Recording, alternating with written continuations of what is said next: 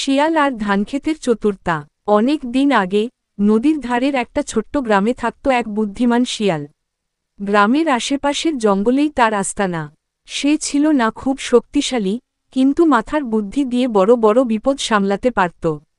বর্ষার মৌসুমে গ্রামের ধানক্ষেতে ফসল ভরে উঠল।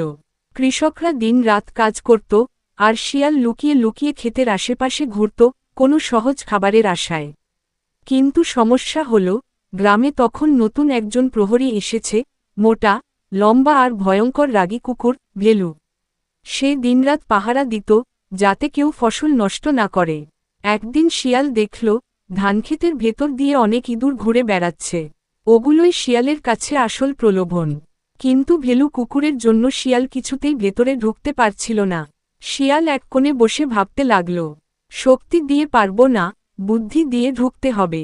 সেদিন বিকেলে শিয়াল কুকুরের কাছে গিয়ে ভান করে বলল, ভেলু ভাই, শুনেছি তুমি নাকি গ্রামের সেরা পাহারাদার। আমি তো এমন কাউকে দেখিনি।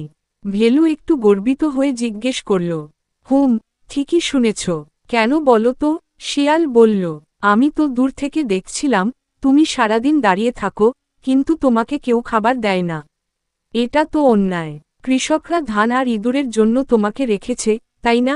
ভেলু গোজগোজ করে বলল, হ্যাঁ, কিন্তু খাবার দেয় খুব কম। শিয়াল সুযোগ বুঝে বলল, তাহলে শোনো, আমি তোমাকে সাহায্য করব। আমি ইঁদুর ধরব, আর তোমার জন্য কিছু রেখে দেব।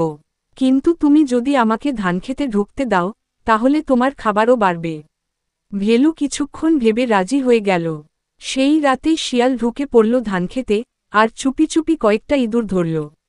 তার মধ্যে একটা ভেলুকে দিয়ে বাকিগুলো নিজে খেল। এইভাবে কয়েক দিন চলতে লাগল। ভেলু খুশি, শিয়াল খুশি। কিন্তু সমস্যা হল, ইঁদুর কমে গেল, আর শিয়ালের পেটও ভরতে লাগল কম। তখন শিয়াল নতুন চাল চালল, ধানের শীষ কেটে কুকুরকে দিল, যেন সে ভাবে এগুলোও খাবার। ভেলু প্রথমে সন্দেহ করলেও ধীরে ধীরে বুঝতে পারল, সে ধোঁকা খাচ্ছে। এক রাতে ভেলু হঠাৎ শিয়ালের পথ আটকে দিয়ে বলল, শিয়াল, তুমি আমাকে ইঁদুর দেওয়ার প্রতিশ্রুতি দিয়েছিলে, কিন্তু এখন ধান দিয়ে বোকা বানাচ্ছ। শিয়াল হাসল, বন্ধু, ধান আর ইঁদুর, দুটোই তো ফসল রক্ষা করে। আমি শুধু তোমার জন্য বিকল্প খাবারের ব্যবস্থা করছিলাম। ভেলু এবার রেগে উঠে তাড়া করল। শিয়াল দৌড়ে পালালো, আর ধানক্ষেতের চুক্তি ভেঙে গেল।